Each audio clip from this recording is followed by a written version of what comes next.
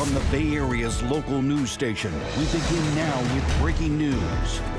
Good morning, I'm Daria Folsom. And I'm James Fletcher. That breaking news from the East Bay this morning. Road work on Interstate 80 causing major delays now for a lot of the commuters heading into San Francisco. Yeah, we've been following with team coverage all morning. Let's go to Sarah Stinson. She is live with the backup behind her, taking a look at that road work in Contra Costa County and the traffic. Good morning, that's right. I'm right in the thick of it. Honestly, I was above showing you guys kind of an eagle-eyed view, but now I am in the thick of it. It took me a while to get where I'm at right now. I would say every inch I moved, it was a minute, an inch a minute. It was that bad. People are getting anxious. You can tell they're trying to weave out of lanes, trying to get as fast as they can, as wherever they're going as fast as they can, but it is very bad out here. Now, there was one point when I saw that the traffic started to smooth out a little bit, started to pick up a little bit. You can see it is picking up right here, right before the Martinez-Concord Highway 4 exit, right before Hercules. So that's some good news, but then all of a sudden it will once again become gridlock. Now, as we've been talking about, this all stems from a construction project. You know, it's supposed to kind of be done by 4:30, when an hour late, and that had some repercussions. And now we have two motorcycle accidents. Robin has more on that, but boots on the ground here, it is not looking good, and it's only getting worse. Robin?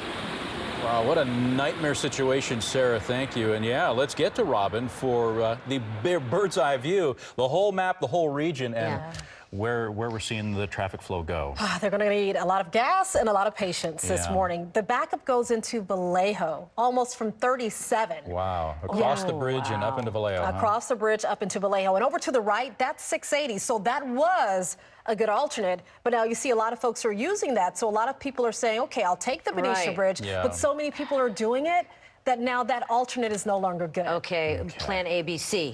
What do you do for plan C? Colin's sick. I'm not going to be able to make it today. There's some issues on 80. But, you know, we covered this yesterday. I believe we had Will Tran out on the East Shore Freeway. He warned that this construction may cause some traffic delays and interrupt the morning commute, and it has done just that. They were late, and then there was a motorcycle accident that is still active. Two separate motorcyclists went down westbound 80 at Pinole Valley Road, and that may be related to the construction. It's unconfirmed, but callers said, hey, there's a dip in the road here because of the lane configuration, and motorcyclists are spinning out. So the motorcycle crash still active. The construction is gone. The backup is there for 80 West and also 680. So you need to plan ahead. Your drive time, roughly 68 minutes just to get from Crockett down to the Oakland Maze. I want to check in on 680 because folks are using it as an alternate. There's also an accident on the Walnut Creek side that's not helping. South 680 at Treat. So 26 to 30 minutes just to get from Highway 4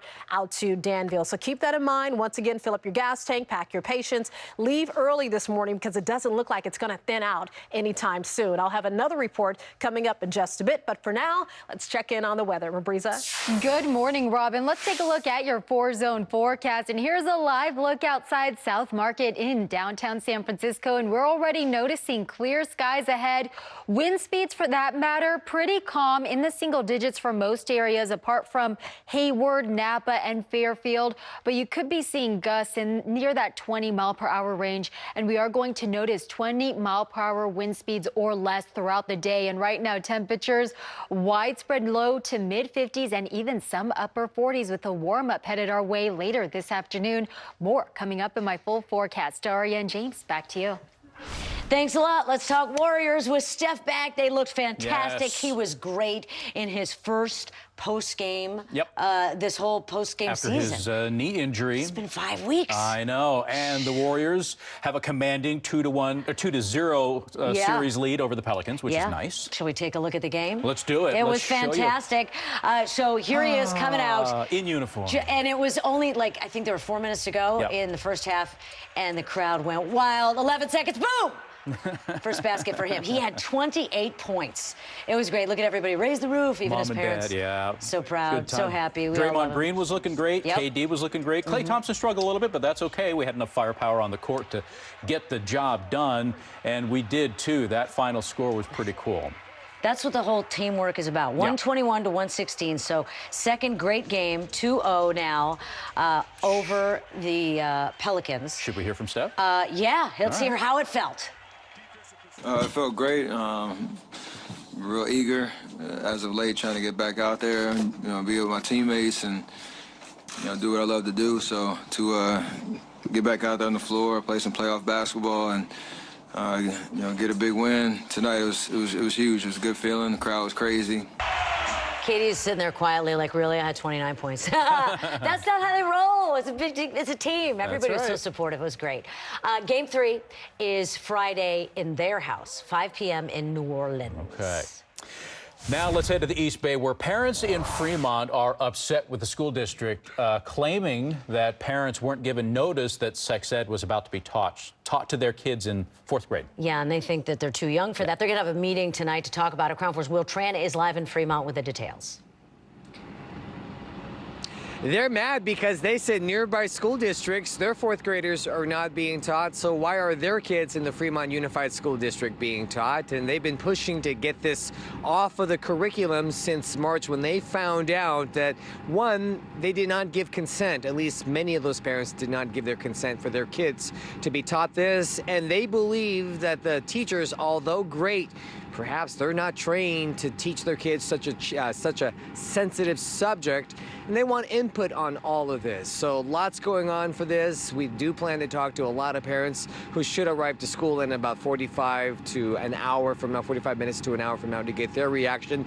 They, at the very least, say, you know what if I want my child out of sex ed curriculum? Is there something else that they could be taught in the meantime? So this obviously is a very sensitive subject, and being parents, they would like to know what's going on, look at the material, and at the very least, get a chance for them to say, no, this is not for my child at this age. Let me teach my child sex ed. So we will get reaction, and you'll hear from me coming up at 8 o'clock this morning. Back to you. All right. Thank you, Will. It's 7:06 and new this morning. The city of Oakland is taking steps to make sure that students have safe drinking water in their schools. Last night, the city council voted to provide new drinking fountains to 110 schools in the Oakland district. The idea came after the district found elevated levels of lead at McClymonds High School back in 2017 last year. The project is going to be paid for with money from Oakland's soda tax. Interesting.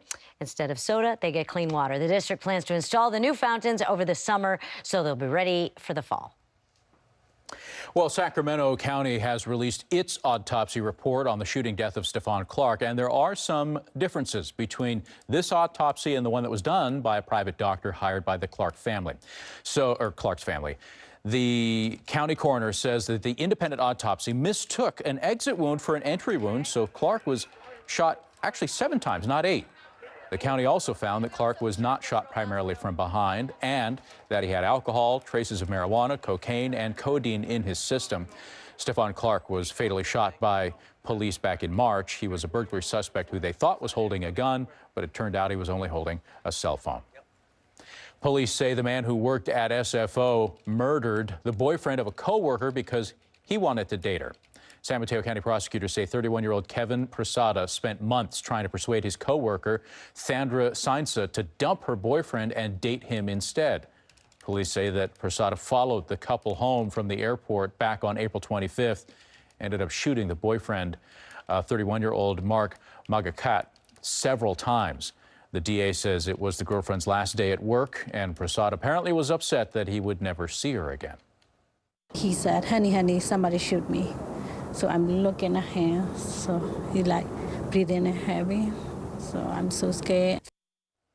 Prasad and the man police say was driving the getaway car, now identified as 25-year-old Donovan Rivera, are both facing murder charges. The victim leaves behind a 3-year-old child. 7:08, and we now know the name of the person who was shot and killed in Albany on Sunday night. Police found 23-year-old Rafael Fuentes Lee hunched over a bench on Masonic Avenue near the Ohlone Greenway. He had been shot, and there's video from the scene as they investigated. Police arrested Kayla Gibson Witch of Berkeley and Thomas Shimamura of Oakland. Now they're in jail facing murder charges. In Morgan Hill, a police officer is on leave after he accidentally fired his weapon, or it went off, and it injured a teenage girl. Here's what happened. The police were responding to reports of a stolen van. There was a short chase, and then two teenage girls got out of the van, and they were walking towards officers. The police say they were telling the girls to get on the ground when an officer's weapon accidentally went off. One teen was hit by a bullet fragment. Authorities in Santa Clara County say that there are burglars posing as workers, getting into the homes of elderly and robbing them. They pose as utility workers, and they say they got to get into the house so they can check out the equipment and talk about their bill. And then once they're in there, they take stuff and leave, and they use phony walkie-talkies to communicate with each other instead of cell phones to avoid detection. New this morning, the Oakland City Council has agreed to new limits on plastic straws. The new legislation will prohibit the use of plastic straws in Oakland's dine-in restaurants, bars, and cafes, unless, of course, a customer asks for one. According to the National Park Service, Americans throw away about 500 million plastic straws every single day. City Council members say that poses a threat to the environment. A final draft of the legislation will be voted on in about 6 months, and it could include restrictions on other disposable containers as well. If approved, these new regulations will go into effect immediately. In the East Bay, Berkeley police say there has been another laptop robbery, this time at Cafe Strada. The cafe is on College Avenue, and investigators say two men stole a laptop from someone who was sitting inside just working on their computer. A witness tried to stop one of the men, but was attacked by the second man. Both thieves then ran off. Cafe Strada has been targeted by thieves before. Back in February, police arrested 6 people during an undercover sting. It's 7:10, and still ahead on the Crown 4 Morning News, doctors are warning the number of bugs carrying Lyme disease has made a huge jump. Plus, a multi-billion-dollar lawsuit filed against a San Francisco redevelopment project. And after the break, a Bay Area community fighting to save lives as the opioid epidemic reaches critical levels. And a warmer start for the Bay Area. Widespread low to mid 50s, and even warming up for most of our interior valleys like Livermore in the low 50s. More coming up on how this warming trend will impact the rest of your work week just ahead. Man, I'm tracking your morning commute. It is packed out there. Live look at the Bay Bridge. 80 West crawling right now from West Grand. Normally it's much heavier, but a lot of commuters are stuck on the East Shore Freeway in a nasty backup related to construction and a motorcycle crash. So we'll talk about all the slowdowns after the break.